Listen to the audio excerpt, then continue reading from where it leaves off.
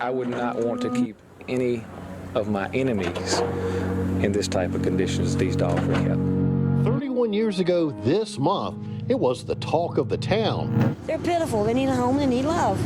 On August 3rd, 1992, nearly 200 dogs and cats were seized from a woman's home in Hanover County after deputies received tips that the animals were being kept in deplorable conditions. A judge ultimately found the owner guilty of more than a dozen counts of animal cruelty. Because of their health, Hanover County officials were forced to put at least 10 animals to sleep. And the pets that weren't euthanized were put up for adoption. I remember when my mom saw that story, she thought, I'm gonna go get a dog. You know, she always wanted a dog and she always wanted us to have a dog. Tricia Smith was just a kid living in Chesterfield County back then. She had not thought about any of this in years until recently. I wish I did have pictures of that daggone dog. Her mom, on the other hand, she was a big animal lover. Is always on her mind. She was a wonderful person. My mom worked 2 jobs a lot of the time, and so she was really busy trying to take care of me and my sister. Even if that meant splitting up the family. In 1996, after the family moved from Chesterfield to Richmond, Robin Hopkins and her husband sent Tricia to live in North Carolina, where they thought she would receive a better education. They decided to let me go stay with my aunt and uncle here in North Carolina. And so my plan always was to go and finish out school here, but then come back to Virginia. But Tricia ended up marrying her high school sweetheart, building a life and raising a family outside of Raleigh. Despite the distance, she and her mom remained close. And she came to visit me a lot, and I came to visit her as well. And they wrote each other letters. Then she says, P.S., remember always, I love you forever and ever.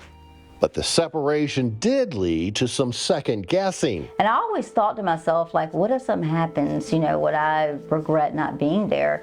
You know, and something tragically did happen. Robin died several years ago. And while Tricia has many fond memories of her mother, those can fade with time. Literally, this is all I have of her.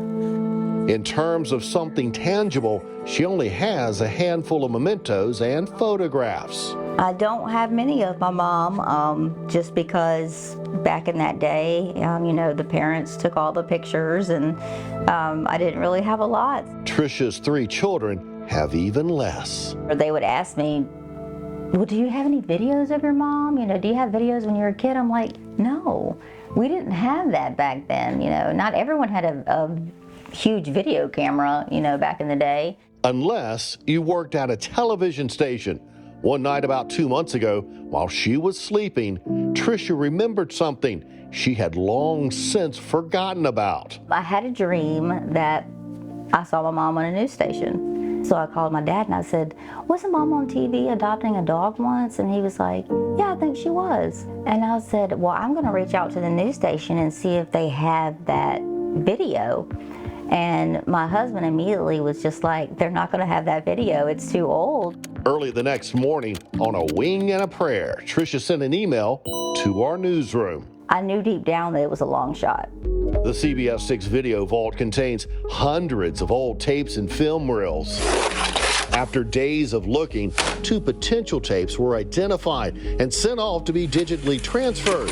One of them contained a story from January 13th, 1993, about the Hanover adoption event. During the closing moments of that report, our crew spoke to a woman. She was not identified by name. We showed that clip to Tricia. These animals will now be properly cared for. Most of the new owners were aware of their past mistreatment. So we're gonna go take her straight home, give her a bath, make her feel part of the family. Hey, Josh. She's gorgeous, isn't she? In Hanover County, I'm Jay Ariano, WTVR News Channel 6.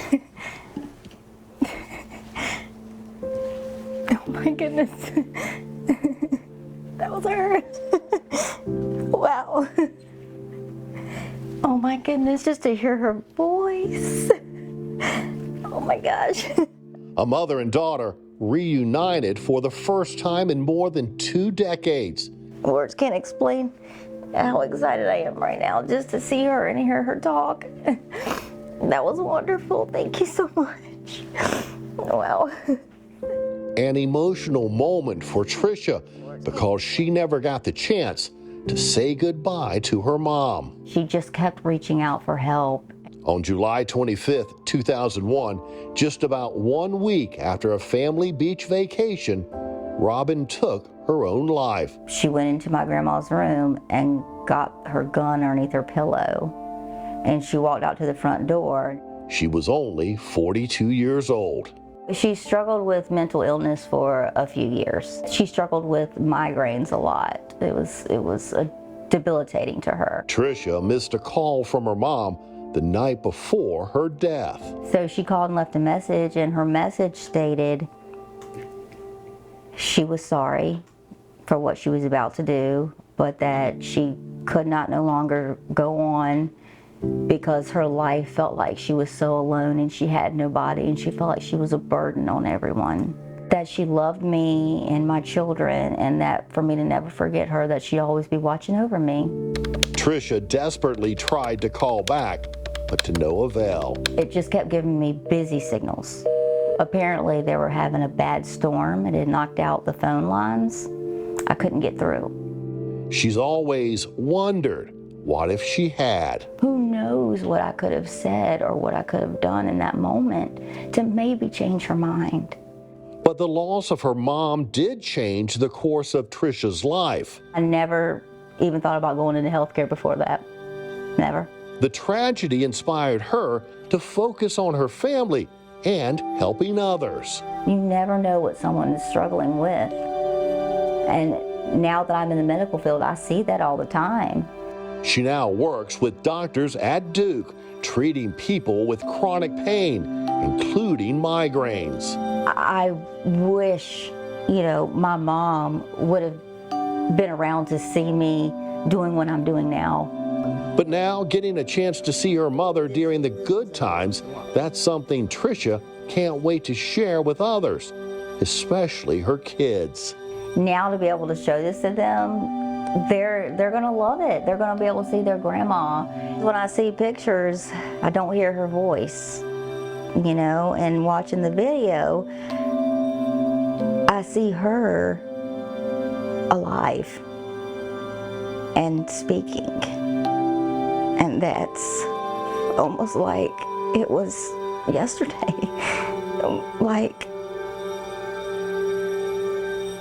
sorry, just to see her breathing and happy and living her life, it's worth everything.